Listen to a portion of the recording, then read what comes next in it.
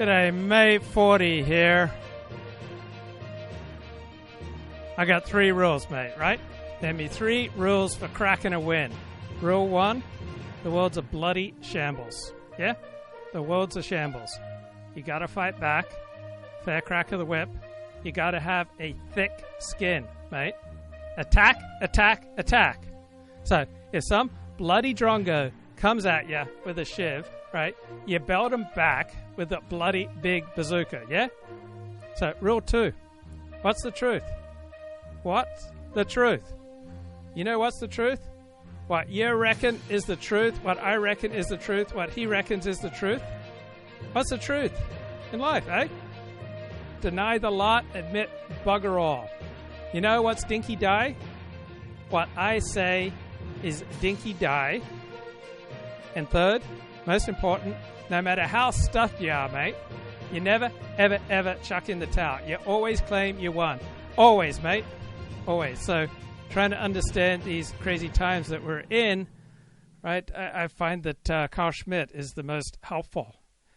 And he published a book in the 1920s, Political Theology, 4 chapters on the concept of sovereignty. And he says the exception is more interesting than the rule. We're in a state of exception right now. Right? The rule proves nothing. The exception proves everything.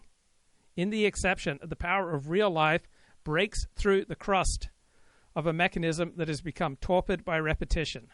So we're in a state of exception. Donald Trump is breaking all the rules. He's making Ronald Reagan just look like a wuss. And who is the sovereign? According to Carl Schmitt, sovereign is he who decides on the state of exception. So Donald Trump is governing like we are in an emergency. And this comes right after the government took away so many of our rights during COVID by invoking a state of emergency. We've got this once-in-a-century influenza called COVID. So now Trump and Elon are implicitly stating that America is in a state of emergency. And so someone has to grab the rudder to save the ship. Who better to grab the rudder to save the ship than the chief executive of the United States? So I was listening to a constitutional law expert yesterday, Steve Vladeck. He's, of course, a liberal. And he said Trump's first executive order banning immigrants from 7 majority Muslim countries, right? The first version of that was struck down by the Supreme Court. Second version of that was struck down by the Supreme Court. But the third version passed muster. But the third version likely would not have passed muster if they had not already ruled out Trump's first 2 executive orders on this. So it's similar to playing a very aggressive defense and daring the refs to call a penalty on every play. And that's kind of what Donald Trump is doing, flooding the zone, daring the refs, the courts, to call a penalty on every play. So I don't think America's ever seen anything like this second Trump administration. Donald Trump is talking about taking over Canada, taking over Greenland, taking over the Panama Canal, taking over Gaza. Right? I don't know how to think about this state of exception except with Carl Schmitt. So I turned to a friend, a philosopher friend, and he said, Carl Schmitt focused on discretionary power, but he also venerated the state and its use of power. Donald Trump seems to be pushing the limits of state power, but he seems intent on constraining the officials of the state, the bureaucrats who had been using and abusing it. What people usually mean by mentioning Carl Schmitt in academia over the past 40 years is the friend-enemy distinction. Right? This is used by people like Alexandria Ocasio-Cortez and other virtue signalers on the left. So when you turn any political dispute into a moral dispute, you're defining the other as an enemy in the Carl Schmittian sense. So the real influence of Carl Schmitt has been underground, primarily on the left, mostly via the Frankfurt School and then through feminism, the notion that everything is political. So Herbert Marcuse made liberal notions of tolerance, what is political, what is repressive, and then the same kind of inversion occurs all the time with feminism, where equality becomes a male concept, and if it's not defined in a way that liberates women in relation to men, then it's just not real equality. So you could argue right now we're in an emergency about the budget deficit. If the courts are consistent at all that Barack Obama was allowed to fail to enforce immigration law via prosecutorial discretion, justified by budget considerations, that would seem to be sufficient precedent. President Joe Biden unilaterally decided not to enforce immigration law for over the first 3 years of his administration. Chief Justice John Roberts will find a way to protect the status quo because he is a status quo guy. And my friend says, I'm telling people to look at Clinton Rossiter, who thought through all this stuff in American terms. So his book, American Presidency, shows just how weak the countervailing powers are to the president. Carl Schmitt's book, Dictatorship, worth a read too. It's long, but nice history. And my academic friend says, 40, you are on the right track. Turning to the Substack, what international relations theory tells us about Canada becoming the 51st state. This is Glenn at the United States of Exception. He's got a PhD in political science, international relations. His subhead is, why it's more likely than you might think. And so at a press conference before the inauguration last month, Donald Trump was asked if he's serious about annexing Canada, Greenland, and the Panama Canal, and doing it through military force. Says he's open to invading Greenland and Panama, but he prefers economic force to take over Canada. Now, according to the website Manifold, right, there's a 6% chance of the United States taking over Canada by January 2029. I mean, that is a much bigger chance than I expected. Right? You know, people are taking bets on the United States taking over Canada. And you're saying, 40, what does academic international relations literature have to tell us about Trump annexing Canada? And the short answer is not much. Right? Scholars have barely grappled with how and why some nation states just cease to survive. So it's really left up to the lowly bloggers and vloggers to push the field forward. So we know that states located between powerful and enduring rivals, such as Poland between Germany and Russia, or Mongolia between China and the Soviet Union, they don't have it so good. So since 1816, about 40% of violent state deaths have been buffer states, and about 40% of buffer states have died. So Canada's sort of between the United States and China, the United States, and Russia.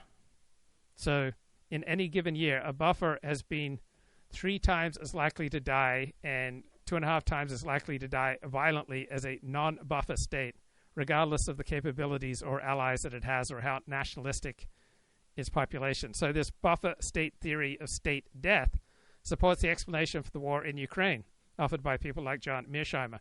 Ukraine is a buffer between Russia and NATO. Putin feared if he didn't annex much of Ukraine, Ukraine would become dominated by NATO, and then it would be used as a springboard to threaten Russia. Since Putin couldn't know with certainty that NATO's intentions were benign because we never know other people's intentions, he felt he had to invade Ukraine to ensure Russia's security. In a snow globe, Dana Perino, the 5.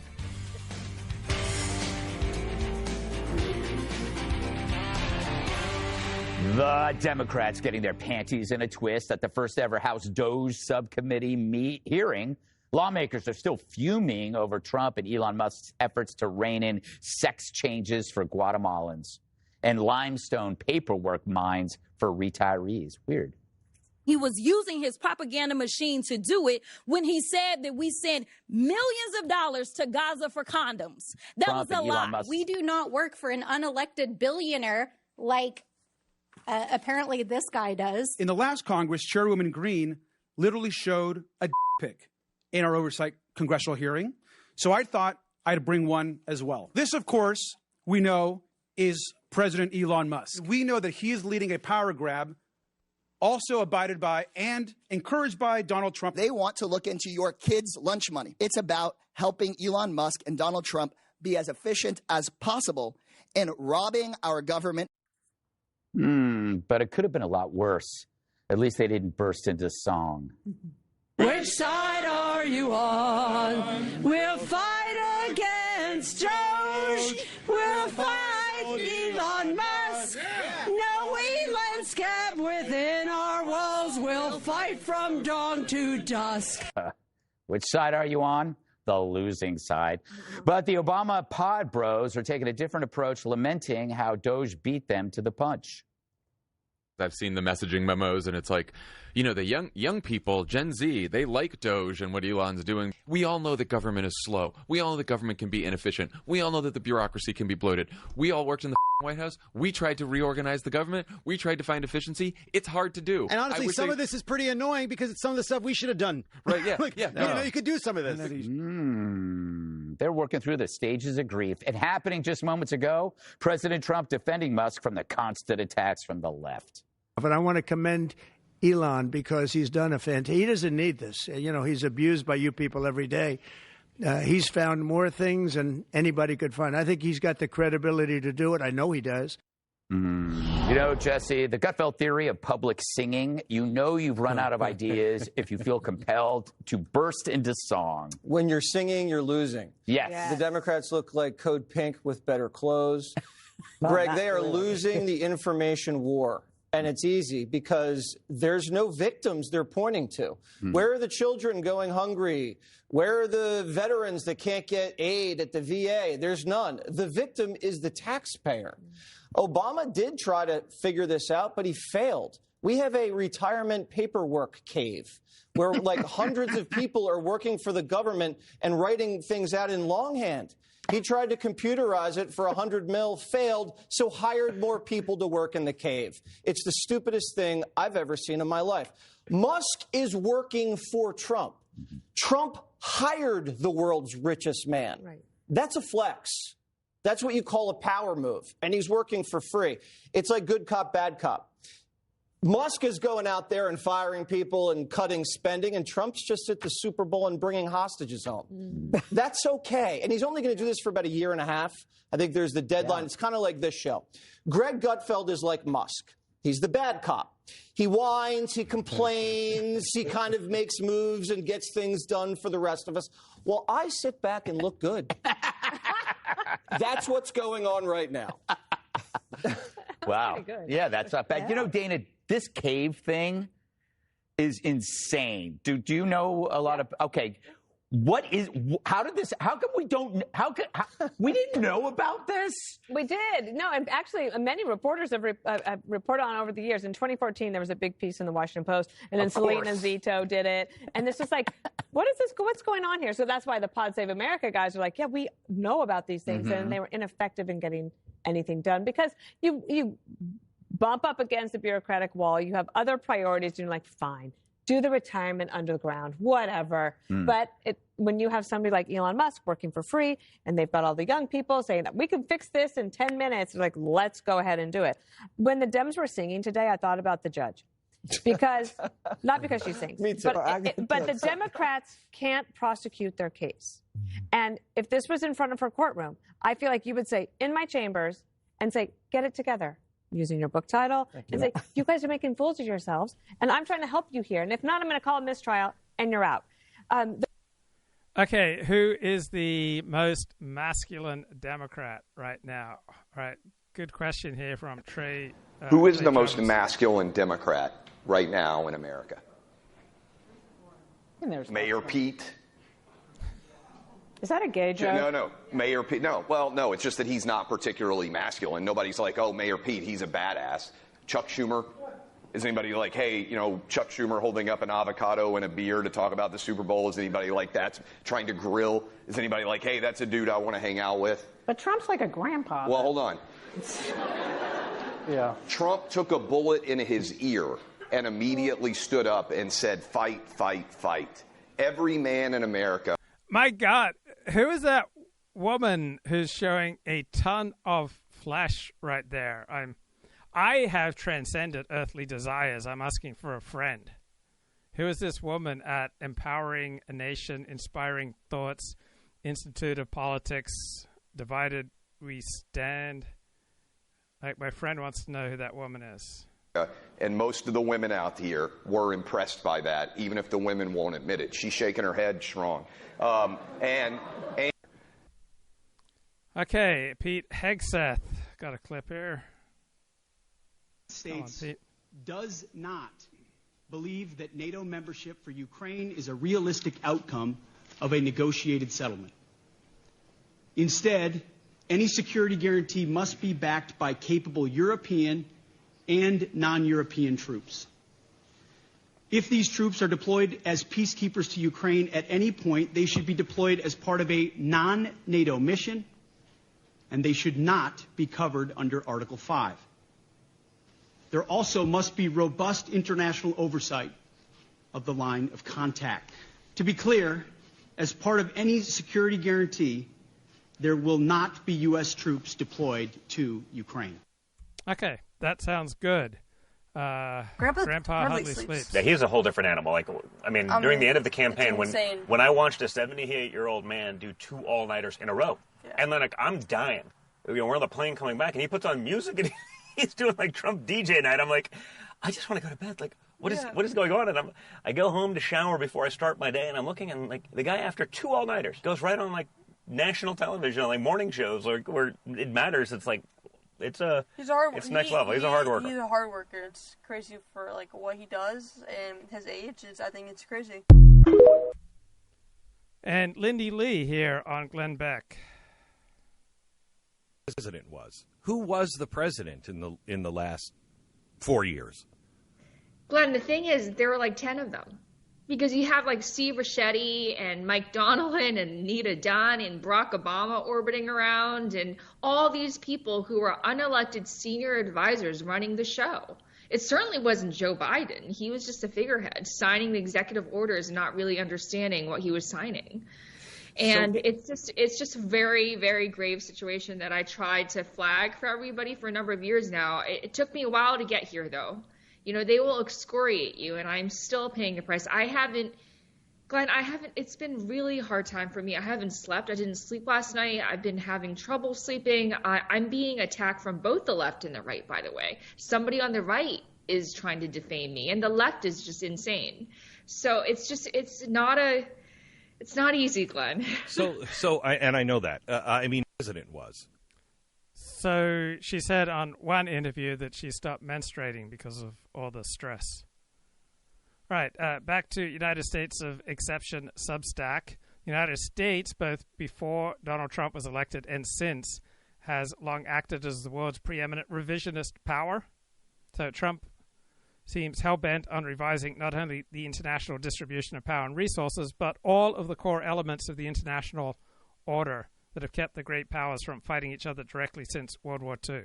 Right? Since 1945, the peace is being kept by the United States, and the United States imposing a global system, right? It's being sustained by the United States, restraining itself to avoid provoking allies and adversaries into military upgrades. So we've got unprecedented commercial globalization. We've got all these norms of territorial integrity.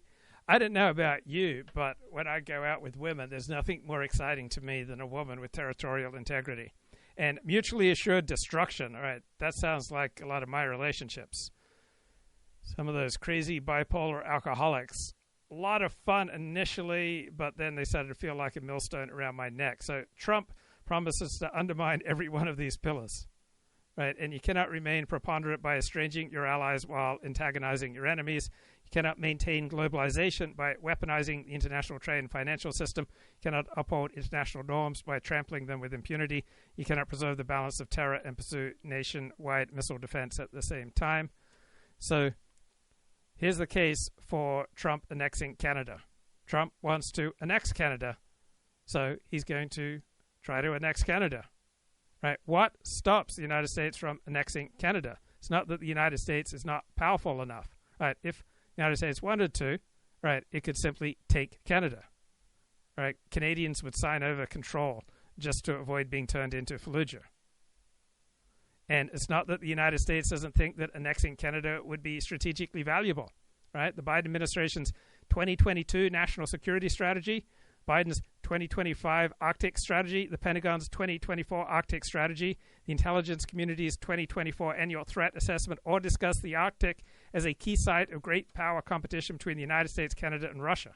So the primary reason the United States does not annex Canada right now is that it believes it's important to uphold the post-1945 international norm against conquest, which says it's impermissible for states to occupy or annex another state's territory with impunity. But it doesn't seem like this international norm is a strong value with Donald Trump, right? So since winning the election, Donald Trump has posted about seizing control of Greenland 15 times, the Panama Canal 18 times, adding Canada as the 51st state 10 times. In his inaugural address, he fixated on taking the Panama Canal. He declared the United States would again become a country that expands our territory. He suggests the United States intends to take over and own the Gaza Strip. Nor do Trump and his allies appear to believe that deterring predation by other actors is a good reason for the United States to uphold the norm against conquest. Right. To the contrary, Trump says he believes acquiring Greenland and the Panama Canal is necessary for protecting the free world from China and Russia.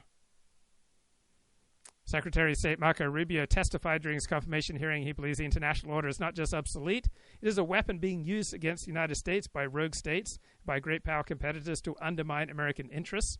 So this all bodes poorly for the prospects of international peace and security under Trump and beyond.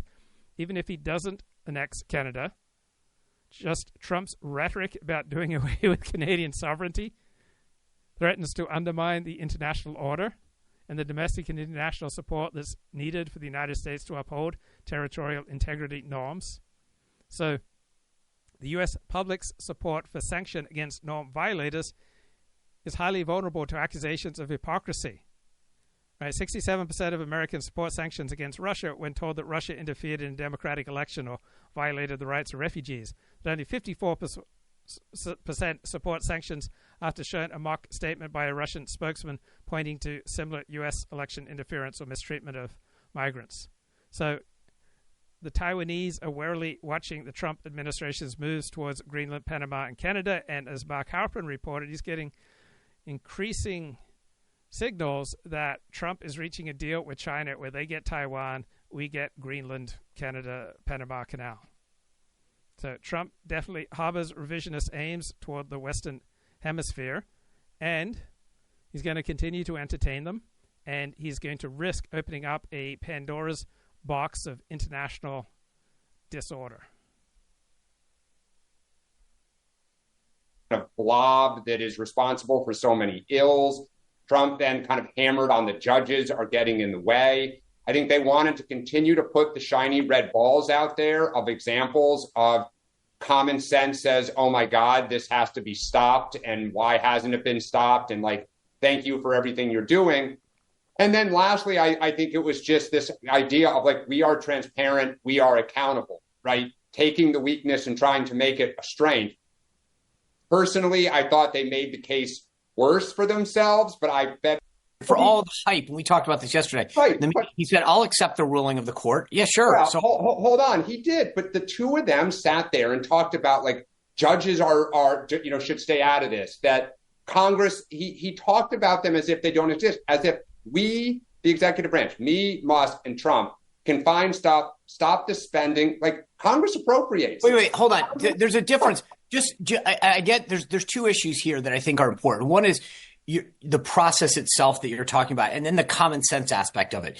The idea, what he said yesterday is that we are the elected, Donald Trump and then me as his designee are the representative heads of the executive branch. And when a judge says you can't look at the books of the executive branch, that undermines democracy. Hold on a second. It's not, but Sean, one of the reasons that I think he really has no concept of we have civil liberties, right? We have privacy protections. The U.S. government is not a startup. And there's a reason government has those protections. Historically, there have been abuses in this country for not good reasons. This should be outrageous to everybody. This is not Republican, Democrat, conservative, liberal. It's just stupid. And the idea that we're bringing back common sense is what we should all be cheering for. And the idea that you have a press corps that walks in there and says, Elon, are you wearing a hat? And da-da-da-da, what does X say? And da-da-da. I mean, it's like, guys, you are so out of touch with what's going on. Like I said, I was just, my heart could not have warmed. Reporters care rightly about scrutinizing these proposals, about the impact of them, etc.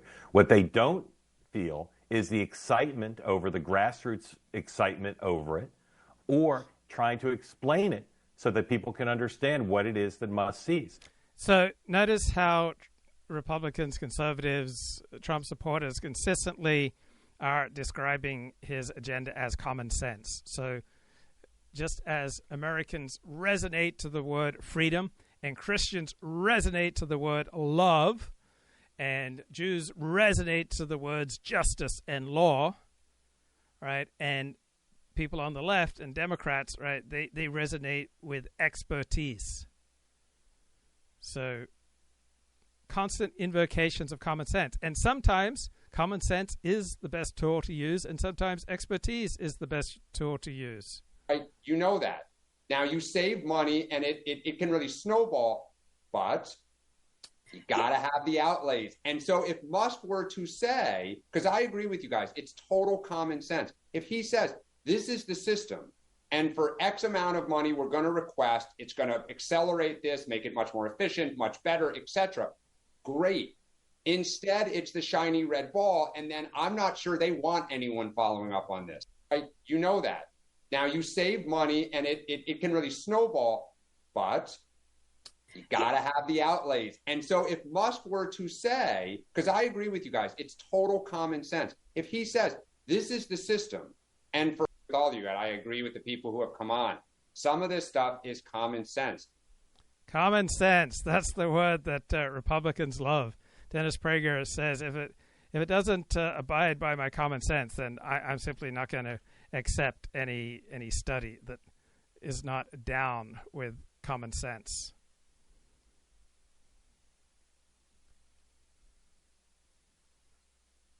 Okay, so there's a retired political scientist, Charles Lipson, says Trump and Musk are turning the Democrats' weapons against them. So with Democrats in disarray and unable to choose a positive theme, they have settled on the obvious alternative, right? Unite around shared hatreds. And at the top of the list is Elon Musk and his Doge project, Doge standing for Department of Government Efficiency. Nobody elected Elon Musk. He is more powerful than the president. Time magazine tried to drive home that point by depicting Musk behind the resolute desk in the Oval Office. So attacking Elon Musk follows Saul Alinsky's strategy. Personalize the attack to mobilize your coalition. Right? The attacks on Musk are frequently untrue, but they do follow a shrewd piece of political advice given by the old leftist organizer Saul Alinsky. Personalize your grievances. Let one person stand for much bigger complaints. It's easier to mobilize around that one person, that concrete target, and then move on to bigger goals by taking him down. Trump's response is Elon Musk works for me. So Republicans recognize the risk here. They have responded by pointing out that Elon Musk answers directly to President Trump. There are no middlemen. There are no bureaucratic protections. Trump can fire Musk as soon as he becomes a political liability. And that is what Democrats hope to make him. So this back and forth is part of a broader attack on Trump's swift, aggressive action against entrenched Washington power centers. Rolling them back and asserting control is at the heart of Trump's MAGA agenda. Trump can only move so boldly because he wields the strong presidential powers forged by Democrats. Right? Trump's strong presidential actions illuminate the long arc of America's changing governance, engineered by Democratic politicians and progressive intelligentsia. So Democrats created all the tools that Trump is using to attack official Washington. Democrats hope to centralize power in the presidency to break through the old limitations of the 1787 Constitution, and they largely succeeded after decades of effort. What the authors of this transformation never expected was a president who would use the great powers they handed him to dismantle their own cherished projects. That is exactly what Trump is doing. So the Democrats are in an awkward position. This political jiu-jitsu puts Chuck Schumer, Hakeem Jeffries, and their friends in an awkward position. They grab the bullhorn to scream, no one elected Musk. They're right. But then no one elected bureaucrats, the bureaucrats they are defending, either. And they are far more insulated from control by elected officials. So will the Democrats' counter-assault succeed? We won't know till they take their case to the voters and to the courts. The courts will decide which Trump actions are permissible, which need congressional authorization, and which violate the Constitution. But we already know the Democrats' resistance so far is politically unpopular and filled with self-contradiction. So the progressive agenda was captured by the phrase living constitution. It was first articulated by Professor Woodrow Wilson before he became president, and Herbert Crowley. So it began in practice in 1937 when the Supreme Court buckled to Franklin Roosevelt's pressure and ruled his new agencies and their regulatory actions were constitutional. Until then, the High Court ruled the other way. After that, the largest steps were taken by Lyndon Johnson, whose Great Society program created Washington's complex array of bureaucracy. Barack Obama put the capstone in place with his health care legislation. So people like Franklin Delano Roosevelt, Lyndon Baines Johnson, Barack Obama were architects of the modern progressive administrative state. So modern American governance is centralized in D.C. in the executive branch. And these cumulative efforts have shifted power away from the states and within Washington from Congress to the president and a proliferating array of executive branch agencies so that the president can govern by executive orders and regulatory actions by these agencies. Congress still passes laws, but its principal role has been reduced to overseeing these agencies poorly and approving engorged consolidated budgets. Now the trajectory has changed. That change is the core of the fight in Washington. So a more conservative Supreme Court has begun setting more stringent limits on bureaucratic discretion, eliminating deference to agency decisions, and requiring congressional authorization for major rules. Donald Trump is acting along parallel lines. Together, these actions by the High Court and a populist president are altering the long arc of a government that is increasingly centralized, intrusive, and bureaucratic.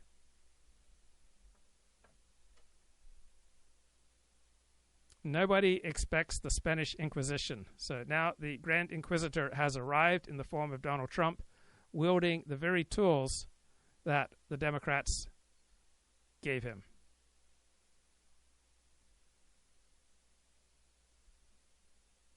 Which it's okay for them to say the courts are illegitimate. It's just not okay for people, on the other side to say that. I say everyone's allowed to say whatever they want.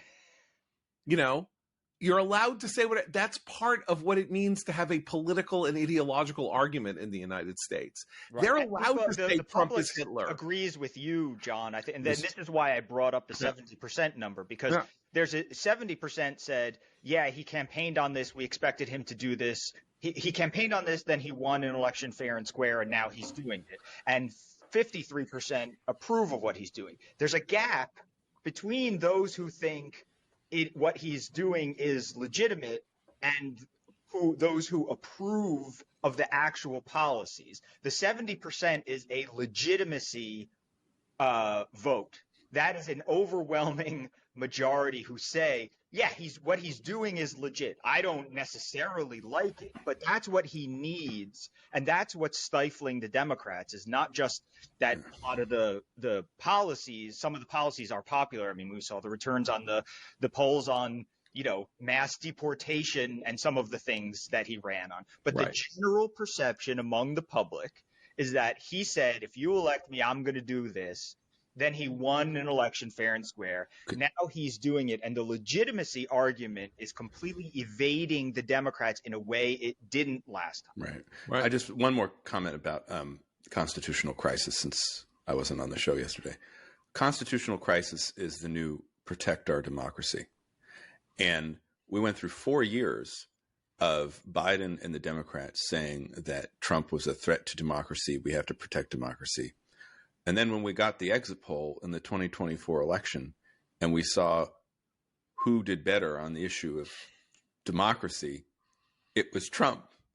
So I just caution the left to not go over their skis here with constitutional crisis. Before you know it, people are going to start saying, well, Trump is protecting the Constitution. Or maybe they're going to focus on what these district court judges. There was a big issue with nationwide injunctions from district court judges in the first Trump term, and then Biden had to face it during his term. If anyone had a little bit of dispassion or detachment here, they would recognize that a judge in New York, a district court judge in New York, in the middle of the night in an ex parte decision, which means he didn't even hear the government's argument, to say that, no, the only people with access to the Treasury system should be the permanent bureaucrats who no one has elected. That's insane. That's a total overextension and abuse of the judicial power. Look, I'm glad you said that they're getting out over their skis, because this is what I mean when I say everybody should be able to say whatever it is they want to say. That's the world in which we have gotten to the point where the idea is you shouldn't say that is a legitimate way to conduct a political argument. Is one that we just lived through to our incredible detriment. let people say that Trump is Hitler. I'll give you an example, because Trump is gifted with his enemies. His enemies, he drives people so crazy that he drives them to destroy themselves. That's why your caution is right to them. Like, keep your powder dry. Don't go crazy.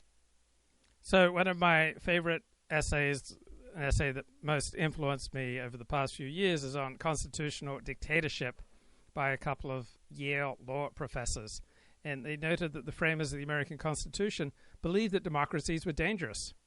They believed that democracies would lead to tyranny, to the denial of liberty that people now routinely associate with dictatorship, right? There is no inherent reason why democracies will not deny liberty. We saw that happen during COVID. So for the framers of our Constitution, democracy was not the antithesis of dictatorship, neither as a logical nor as an empirical matter. Democracy was a force that always had to be checked and its passions cooled, and every republic known to the framers, many of whom were steeped in ancient history, had eventually broken down and led to government by dictators, such as Julius Caesar. Right? The lessons of the past available to the framers of our Constitution seem to be that the natural progression of popular governments was always towards demagoguery and tyranny.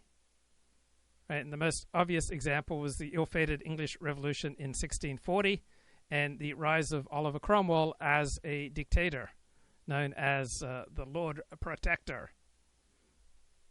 So dictatorship is not worthy of either praise or dread, but it is worthy of ambivalence, right? It is an institutional framework for emergency government that is sometimes valuable and necessary for constitutional republics, for democracies.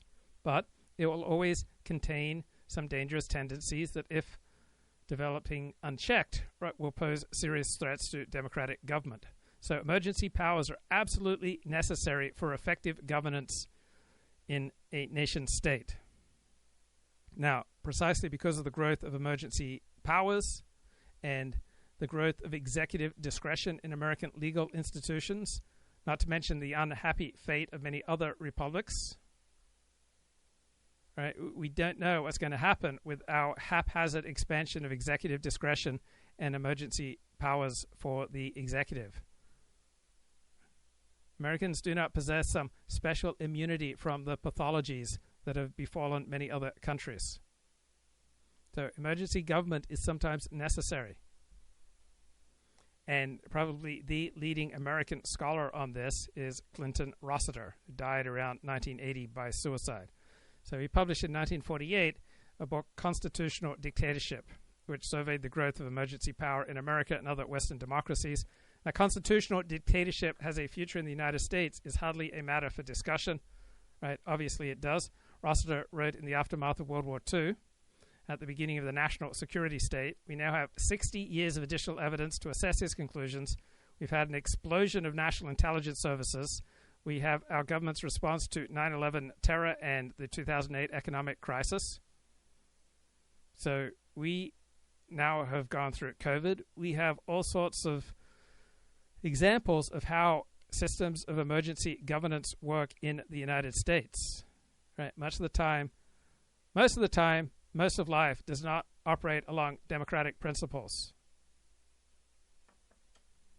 So it's worth getting to know what the heck is constitutional dictatorship. Seems like a contradiction in terms, seems paradoxical, seems to combine absolutism, meaning a government devoid of restraints, with constitutionalism. Right? The words seem antithetical, but no democracy can survive without the opportunity for emergency government by essentially a dictatorship. So Clinton Rossiter wrote a brilliant book, Constitutional Dictatorship, Crisis Government in the Modern Democracies. He studied the responses of France, Great Britain, Germany, and the United States, and ancient Rome to emergencies, real and perceived, including those generated by the Great Depression, World War II. So some of these emergencies were national security, and you can understand the entire English political system, the politics of the United Kingdom, their unitary structure, right, developed this way so that England could always be prepared at the drop of a hat to go to war with France. And so the United States has been blessed by these two giant moats, the Atlantic Ocean, the Pacific Ocean, and we're not exactly threatened by Canada and Mexico. But if you live next to a threat, such as England and all the states in Europe do, then you're much more likely to develop a unitary top-down system so that you can easily go to war. So one constant in all examples of emergency government dictatorship, in all emergency government, is the decision to adopt a form of dictatorship, whether it's legally valid or otherwise. Right? The U.S. Constitution is not a death warrant. Japan has a constitution. It's not a death warrant. And if the Japanese need to violate their constitution to survive in some life or death struggle with China, I would hope that they would violate their constitution. So there are constitutional dictatorships and there are unconstitutional dictatorships.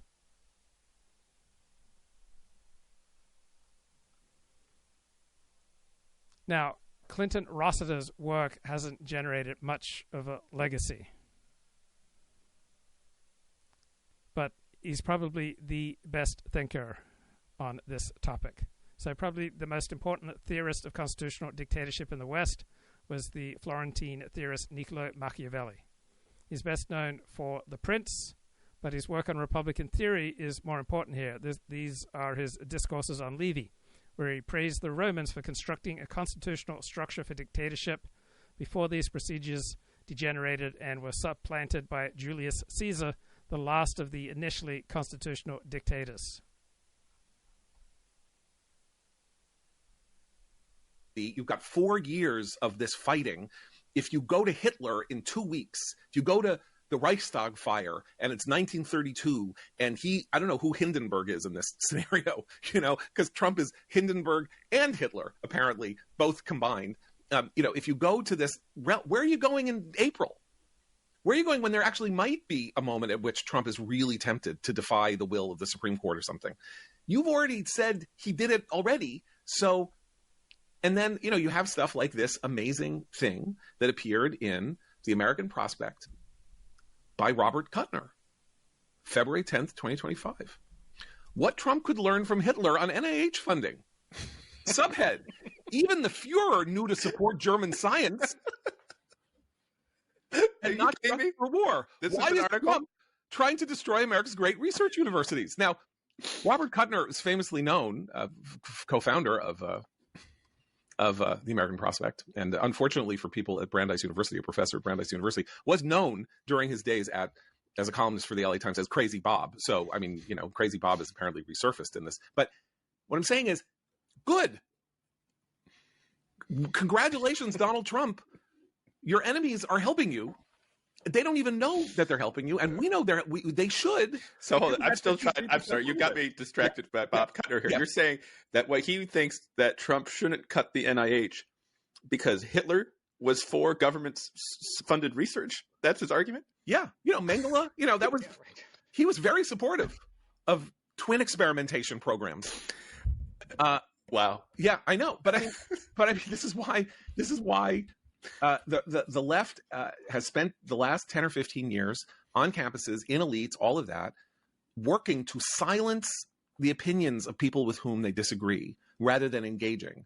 And they're losing the power of engagement that I have to say, never had the opportunity to escape because of the monoculture that we are not really a part of and that we try to fight, and they are at 6s and 7s. I mean, the Atlantic sounds like is a good point. Lunatics.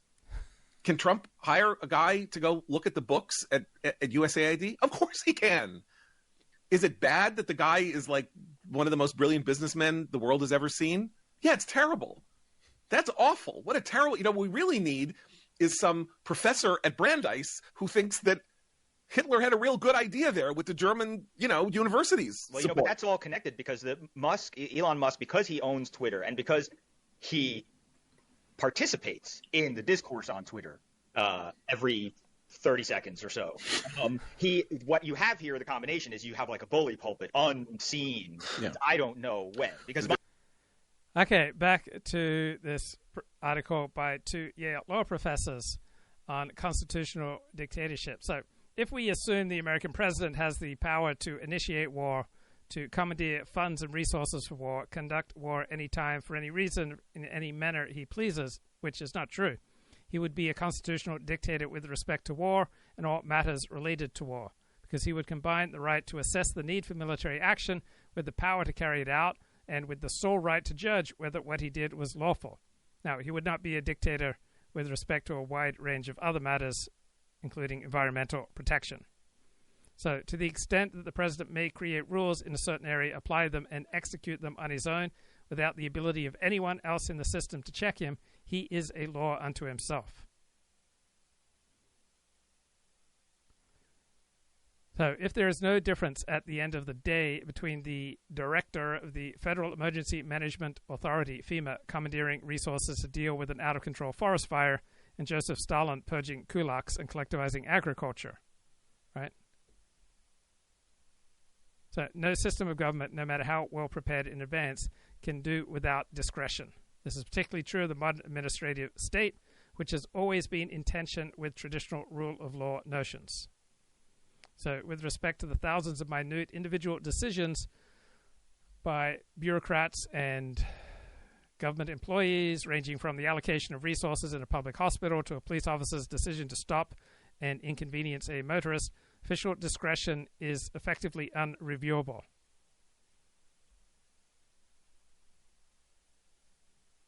So, what constitutes a constitutional system is that it reins in this discretion in various ways without ever fully eliminating it. So when a police officer stops you, he has many of the powers of the dictator. The rhetoric of emergency is the standard justification for dictatorship, but dictatorial powers do not have to be connected to any real emergency. And even if a dictatorship is initially justified by an emergency, it will often continue after the emergency is over, so dictatorial powers can quickly become normal. So executive officials, noting the ability of emergency to focus the public's attention, and therefore they get to root around the unusual impediments to reform, they often find themselves in quest of ever new emergencies to justify the continuation of their authority. So this leads to a policy of government through emergency, normalizing dictatorial powers. Dictatorial powers may be granted because of the fear of an emergency, even if the emergency has not materialized. So global warming, it is an emergency. We have to give government the power to regulate, otherwise life on planet Earth will come to an end. So we have all sorts of incentives to magnify the probability and the danger of possible scenarios. And once the government declares an emergency and bestows dictatorial powers on itself, right, the government will often create a self-fulfilling prophecy.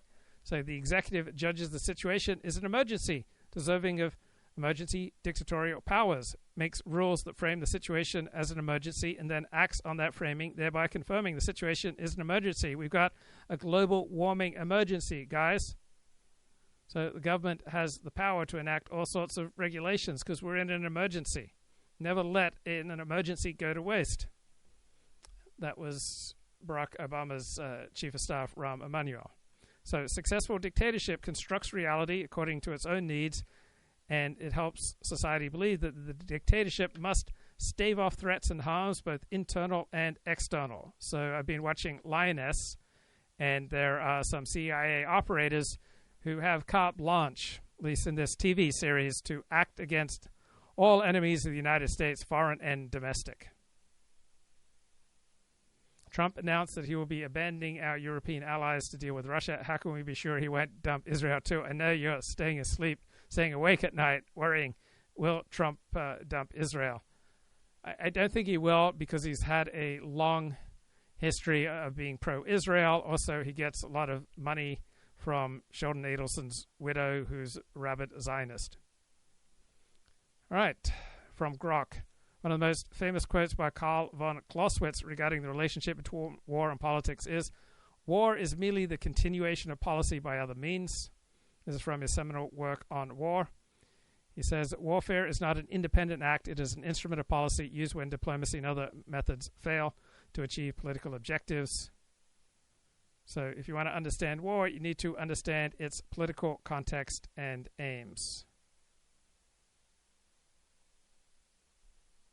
But yesterday, Musk is in the Oval Office taking questions, and then he'll go on Twitter and he'll be... An observation about that, though, taking questions in the Oval Office. I think it was very important that Musk was standing and Trump was at the desk. Yeah. Because I think for someone who thinks in images, like President Trump, he wanted the image of him at the president's desk and Musk having to stand with the other aides, even though he has such a megaphone and such an important role, it seems. With his son on his shoulder. I'm not sure President Trump wanted the son in the Oval Office. Right, and I've seen some pictures of him where his look on his face was not. Stephen Miller, who, as I said, was standing over Musk's shoulder, did not look happy. And the thing about Musk is, this is very much a work in progress, and it's very instructive to me, Musk's role on Twitter right now and what he's doing. So John Podhoretz is not a big fan of how Musk conducts himself on Twitter. I'm not a big fan either. Kip notes, COVID-19 was used as an excuse to paper over many problems. They spent like crazy, and many pension crises magically disappeared. Was Musk using his son as a human shield? Yeah, I think he was. So, second part of this essay, the American presidency as a constitutional dictatorship. Essentially, the American president has all the foreign policy powers of King George III. So, in the years following 9/11, the public attention was focused on issues of national security, but we have events like fears of swine flu, the economic collapse of 2008. So emergencies can take a variety of forms, both foreign and domestic. The primary chaos that pervaded Germany during the 1920s was economic. Most of the more than 250 presidential suspensions of rights under the notorious Article 48 of the Weimar Constitution concerned economic matters. First decade of the 21st century has made us all aware of the various dangers that can plague our social order. The cost of terror attacks may pale in comparison to the damage wrought by tsunamis, hurricanes, earthquakes, and viruses. 2009, the president of Mexico, Felipe Calderon, placed the entire country under a state of emergency because of the potential swine flu pandemic. All right, the president of Mexico concentrated political power in his hands. He authorized his health secretary to inspect and seize any person or possession, to set up checkpoints, to enter any building or any house, ignore procurement rules, break up public gatherings, close down entertainment values. And in every county in California, there's a public health officer has all of these powers as well. The decree states that this situation will continue for as long as the emergency lasts. The action violates the Mexican Constitution. So even when combating a grave threat to society, the president is constitutionally required to get congressional approval for any suspension of basic rights. Latin America has a long history of using states of emergency as a ploy to return to authoritarian rule. Now, the text of our Constitution is silent on how to deal with most forms of emergency. The Talmud and the Bible are silent on how to deal with modern forms of emergency. So the American legal system has proceeded through constitutional construction.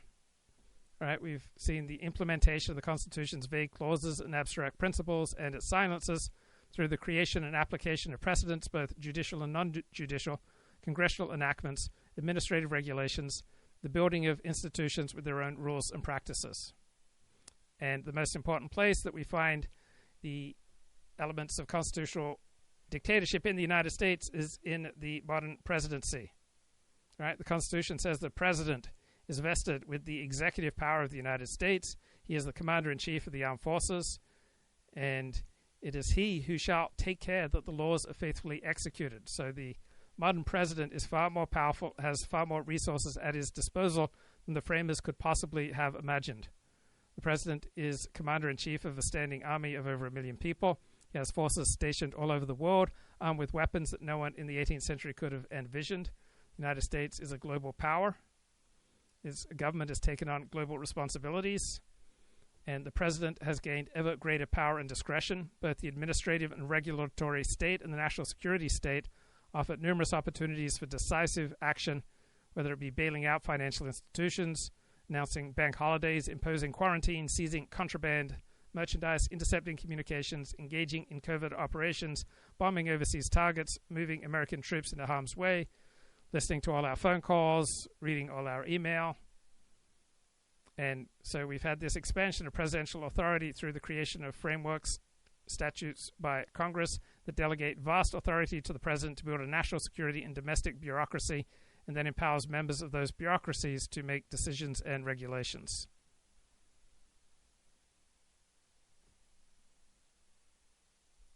Oh, boy, do you have bigger fish to fry. I don't really know why, what, but he can't, it's too fun for him, which of course is the great secret of social media that people never talk about. Oh, it's so bad. It's this and that. It's fun. That's the crisis of social media, is that it's a form of very easily accessed fun that can sort of take over your brain. And so, and it's interesting because J.D. Vance, aforementioned, in Europe, made this very interesting speech about AI, in which he took made a welcome ideological shift in broad measure, as far as I'm concerned, but maybe in exactly the wrong direction, which is he said, we are not going to, not only are we not going to quash AI with regulations the way Europe is, we are going to be the world leaders in AI. This is going to be a revolutionary, transformative industrial economic engine for our time. We need to be sure that the Chinese don't run things, and the way Europe is doing this is terrible. We need innovation. We need transformation. We need to lead. If only he believed this about other aspects of the economy instead of becoming a postulant of and an expositor of this American compass. I can't remember the terms they use here, but the idea that the social good means that you should interfere in the workings of the free market to direct the economy toward more moral goals. And apparently AI is the one major force that he is willing to be somewhat libertarian about. Abe, how do you feel about that? Well, I mean, I have a whole slew of misgivings about AI that I mentioned in my daily newsletter yesterday. But I actually think he's right, because which you should subscribe to, which you can and should subscribe to at commentary.org. Can and should subscribe. Yes, thank you. But I think he's right, because it's here and we have to come out ahead. Namely, we have to beat the Chinese here. Right. My misgivings about AI would be exemplified by a Chinese AI monolith. If they came out ahead of everything. So, yeah. I agree with you there. I just think it's an interesting irony that this untested technology that raises all these moral qualms and dilemmas, and also raises all kinds of questions about future employment in the tens of millions, things that can be replaced by this machine. Which, and if they can be, then they need to be, because they will be one way or the other if the technology is there. And it just means if we do it, so Europe is. The point of his speech is that Europe may be consigning itself to a century of, sort of Japanese sclerosis, with its inability to move quickly, which is what happened with Japan's industrial policy, its top-down economy in the 90s, as everybody else got much more fleet-footed and was able to transition to free markets and moving people around and having a more dynamic economic system. It's just that it's interesting to hear it come out of his mouth. United States president can easily become a constitutional dictator, and he is... Oh, I will be right back. Hang on. That states that it was Joe's fault that Kamala didn't go on his podcast. Joe basically came out and put the lie to that. The Harris campaign wanted to blame him for it not working out. Why? Why do they want to? Because they realized it was the biggest fuck up to not do the podcast. She should have been on your show. She should have been on Joe's podcast. She should have been everywhere instead of building $100,000 fake set for Call Her Daddy. Yeah. We invited her. We were talking to her people, and it could only be an hour. Then we had to discuss the topics first, and it just got to the point where I was like, look, why don't you just give me the outline and I'll do that interview, because I don't care what you give me. I'll make it work. And then you know what I think it was? I think it was the Brett Baer interview, which honestly, to be honest with you, I didn't even think it was that bad. I mean, there was a couple parts, but I thought she handled it okay. And but after that, it was dead silence. We had Newsweek put something out. We had the Washington Post put something out, and it just turned into crickets. But I don't understand why it's so hard for her to answer simple questions. I don't understand why she has to do these endless word salads. Like, why is it so hard for you to be human? Just answer the question. You don't have to talk in endless circles. I just don't get it. And I know her. Like, when I talk to her, she's fine. But when she does these interviews, she becomes like an android. You know what I mean? Mm-hmm. It's like Sean, you're talking to me like a real full-blooded person. Why can't she just be that? You know, we don't want to rehearse. We don't want to caricature as president. We want a human being that we can relate to. Why do you think she can't? Do you think she is intimidated? Do you think... There are several explanations. Some people say that she's just not that intelligent. It could be. Maybe she can't think on her feet. Maybe she relies on, talking points. But I had friends on her staff who tell me that she would get pissed at them for her own lack of preparation. Like, she would yell and she would get frustrated at them for her own inability to read the talking points and to internalize them. It's just, I don't know. So we do need to move on because our time is short, but I'm trying to understand how it is that with this emphasis on the border, the numbers of crossings quadruple under the first 3 years of the Biden-Harris administration. How did that happen? There are a variety of factors that relate to what we have seen globally and what we are not immune from at our own border in terms of what we have seen in terms of surge of immigration and irregular migration. And there are solutions at hand, but we've got to have leaders who are solution-oriented, which we've been and are, and I am going forward, instead of leaders who want to make it a problem they can run on. No. She definitely didn't seem quick on her feet, but I would still love to interview her. And I'm glad Joe, was able to set the record straight. Yeah, and I'm here. I will give you as many names as you need in order to make the interview happen, because I know her staff, and she will see your request. It's just a matter of her willingness, because she's so afraid to fuck up. Yeah. What's she doing now? She's deciding whether to run for governor in 2026 or try again for 2028. And I had someone, I kid you not, call me at 3:30 a.m. this morning. Run for governor in California? Yeah. Oh, she didn't call me, but I have a mega donor. She's a co-founder of Two-Factor Authorization. She called me at 3:30 a.m. this morning saying the Democratic Party is in shambles. Yes, we already knew that, but coming from the horse's mouth, it was very important.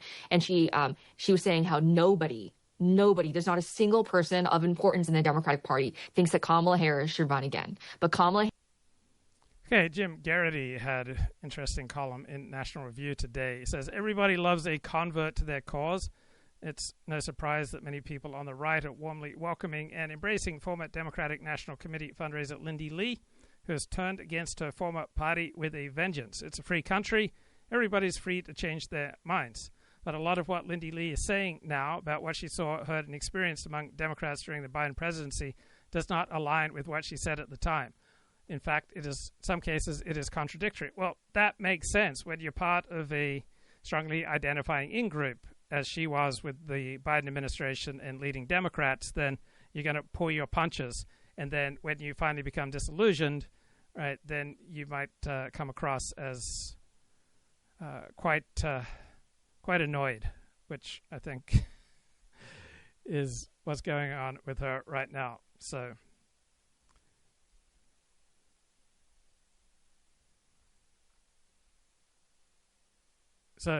Jim Garrity writes in National Review that many conservatives observed that Joe Biden appeared doddering and confused, was highly dependent upon his staff, and Lindy Lee's assessment aligns with these impressions of the Bidens. But this is not the impression you would get from Lindy Lee's public appearances or social media feed during the last presidential campaign. Yeah, when she was fighting for the Democrats, she pulled her punches. So from her public comments, Lindy Lee appeared to be an enthusiastic supporter of President Biden and utterly convinced he deserved a second term. In May 2024, she described meeting the president and how her heart burst. June 27, she posted, "I was with President Biden a few minutes after the debate. Here we are at his watch party. He was amazing and kind as he always is, remembering tiny details about me and my family. I don't care what the pundits say about this great man. I will always be Team Biden." So if you feel like the First Lady is treating the president like a first grader, why are you telling everyone how great the president's memory is? July 19, she appeared on Sky News declaring, "If you look at his legislative record, President Biden has been phenomenal. She posted on X, Biden is the most successful president of my lifetime. His legislative record is unparalleled. He's fundamentally good and decent man.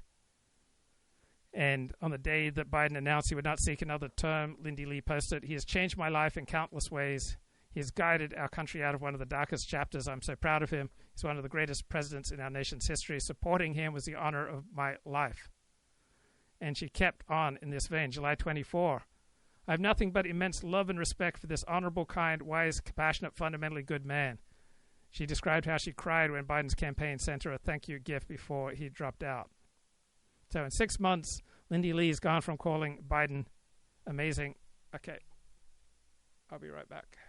Harris is in her cloud of delusion. She still might run again in 2028 for president. So right now, the choice is whether to run for California governor in 2026 or president in 2028. And let me tell you something that the press doesn't know about. In order to run for governor in 2026, she would have to betray one of her closest friends, because the current lieutenant governor is a woman named Eleni. She has a long Greek last name. Please don't make me say it. But she's the current lieutenant governor of California under Gavin Newsom. She is running for governor now. She's the current front runner. She's very close with Kamala. In fact, her cousin, Kristen Bertolina Faust, was Kamala Harris's finance chair. So for Kamala Harris to run for governor, she would have to stab her friend in the back. And I know this is important because it's a question of integrity versus ambition. Is she going to put her friend first, or she's going to put her ambition first? And if I were to, I know Kamala, and I would say that she would probably put her ambition first. Friendship is collateral damage for her. Man, well, she'd probably be a shoo-in out in California. I don't know. I think, honestly, after the fires, I think the fires were a game changer and showed even Democrats that the entire party is just a party of fuck. Like, even liberals understand that now. There's been a complete mood shift across Hollywood, and I have donors across Hollywood, across finance. They are fed up. Wow. All right. Well, let's move in. We've got a couple things to cover first. So I have a Patreon account. There are top supporters. Okay, I am going to come back in about an hour, so I'll talk to you then. Bye-bye for now.